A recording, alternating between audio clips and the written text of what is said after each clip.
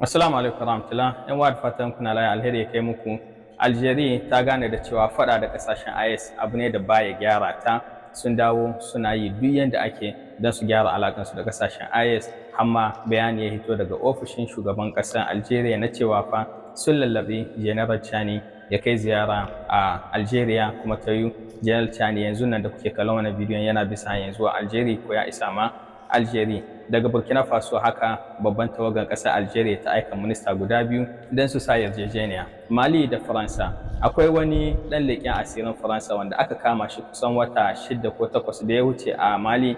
Suna neman Faransa duk yanda ake su zuba kuɗi ko su yi yarjejeniya da Mali don a sake shi. Mu yi nisa cikin labarunmu, mun gani labari mara daɗi na gobara, kamar yadda muka ga gobara da yawa ta taso a Niger, garuruwa daban-daban. Wannan karon a Nigeria, a Kano, gobara mun ga hotunan ta gaskiya kuma da labarai na cewa ta ci dai kasuwancin mutane da yawa.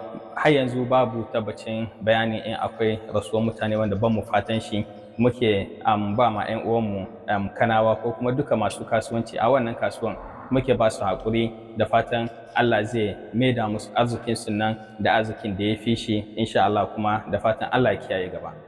Sai ziyaran General Chani wurin neman gyara laifin da Algeria ta yi ma kasashen IS, kuma ta ga cewa abu ne da ba gyara ta. Yanzu tana neman ta gyara alakanta, duk da cewa ni dai a ra'ayina gaskiya bai kamata a ce shugaban kasa daga kasashen IS, musamman ma yanzu Niger, shugaban kasa da kanshi ya dauki jirgi ya tai. Amma ra'ayina ne kawai, ni kadai na dan kasa, su hukuma musamman ma shugaban kasa in ya yarda ya tai Algeria, to da fatan hakan alheri ne ga kasar mu. Ba mu sani ba kuma ta yi kasar Algeria ce ta yi ta matsawa sai shugaban kasa ya kai mata, kuma da fatan cewa wannan ziyarar ta General Chani an yi ta ne bayan shawara da abokanin hulɗarmu na farko, ƙasar Burkina Faso da ƙasar Mali, dan ba wai ziyara ba ce wanda kawai General Chani ko kuma an ba shawara ya ta yi. Da fatan ziyara ce wanda za ta kawo amfani ga ƙasarmu Niger, kuma za ta kawo amfani ga ƙasashenmu na Confederation na IS, kuma da fatan wannan ziyarar za ta buɗe ƙofan wurin gyaran duka tarzoman da ta taso ko tsakanin Algeria da Mali, ko Algeria da Niger, ko Algeria da Burkina, a gyara mu'amala, tun da kullum zaman lafiya da mu'amalar kirki tsakanin makwabta shi ya fi kyau. Zan mu kawo muku dalla-dalla bayanin ziyarar Baba Chani wanda zai fara ta a yau kenan ranar 15, kuma ana sa ran har zai kai gobe ranar 16 a garin Algeria kenan, za ku ji mu. Kuma gyaran alaka da Algeria take yi da kasashen IS, tawagan ƙasar Algeria wanda ta kumshi ministan ma'adani da harkar man fetur da minista nasu na energy sun safa ƙasar Burkina Faso, inda suka sa yarjejeniya na harkar samun man fetur, na harkar energy electricity, na harkar haraya al'adu da harkokin ma'adani. Wannan abu ne wanda daga experience kin Burkina Faso yanda ta yi kamfanonuka na cikin ƙasa kenan don su zamanto kamfanoni na ƙasa. Ita ma Algeria daga gefenta ta kawo nata experience don su diba su gani ya ne za a ƙara gyara alaƙa, kuma su ma su ƙara ƙarfafa alaƙunsu na duka wannan fanni. Daga baya har da suka ƙare sa yarjejeniyarsu tsakanin Burkina Faso da ƙasar Algeria, tawagan Algeria ta kai ziyara a wuri kamar museum nan wanda aka yi shi don kullum a rika tunatar ma mu kasashenmu na Afirka da tarihin jarumi Thomas Sankara. Suka ta yi suka aje flare na girmamawa a wannan monument na Thomas Sankara, kamar yadda kuke gani, har suka ɗauki fotuna na souvenir, duka cikin neman gyaran diplomasiya da alaƙa da ƙasar Algeria take yi. Kafin mu yi maganan ɗan leƙen asirin ƙasar Faransa da yake rike a Mali, sai mu yi maganan tarihi sabo wanda ake rubuta shi a Niger na wurin harkar bunƙasa arziki.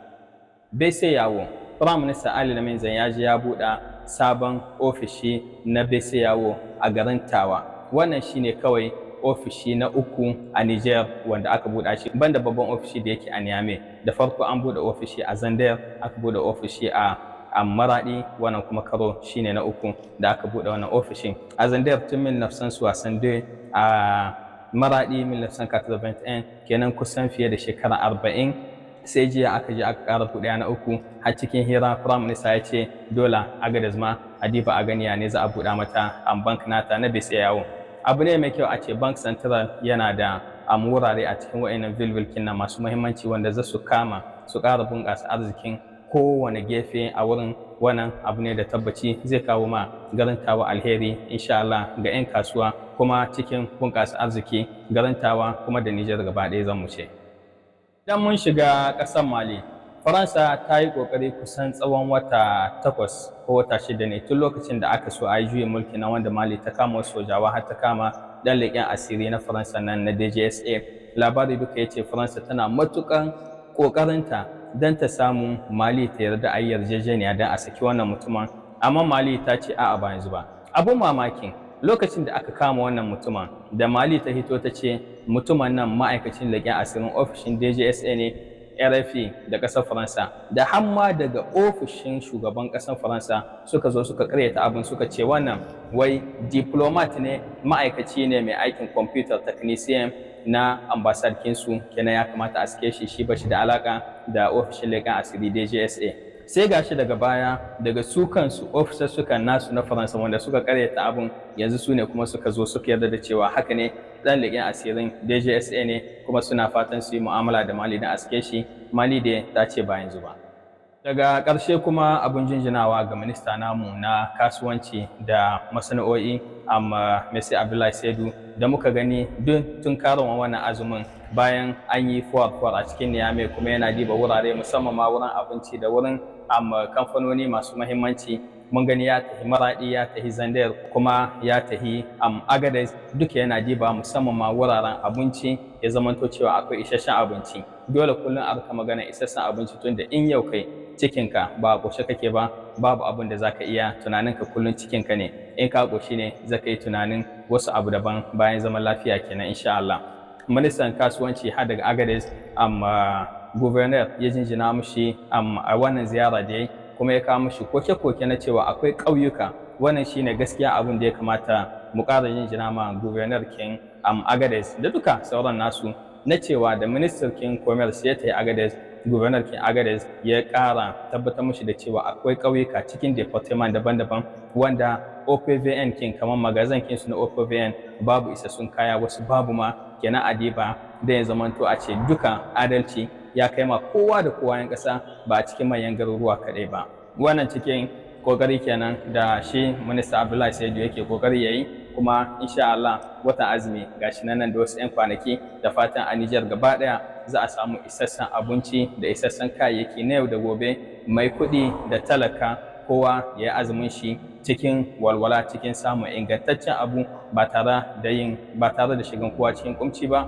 Muke ƙara gode ma 'yan kasuwa da suka yarda da cewa su ba da kai su ma don su rage farashin abubuwa na yau da gobe, da fatan kuma za su riƙe kalamansu insha Allah. Ƙarshen labarinmu na yau kenan, sai mu haɗu da ku da sauran labarai. Allah ya kama mana. Sannu mu da haƙurin sauraron wannan labari a cikin wannan channel ta mai albarka. Sai dai mai sauraro, idan wannan ya kasance shine farkon shigowar ka a cikin wannan channel ta mai albarka, da kada ka manta da dangwala mana alamar subscribing da kuma alamar ƙararrawar tunarwa. Domin ta haka ne za ka iya ci gaba da samun labaran namu a kodayaushe a duk inda kake a faɗin Najeriya da duniya ma baki ɗaya.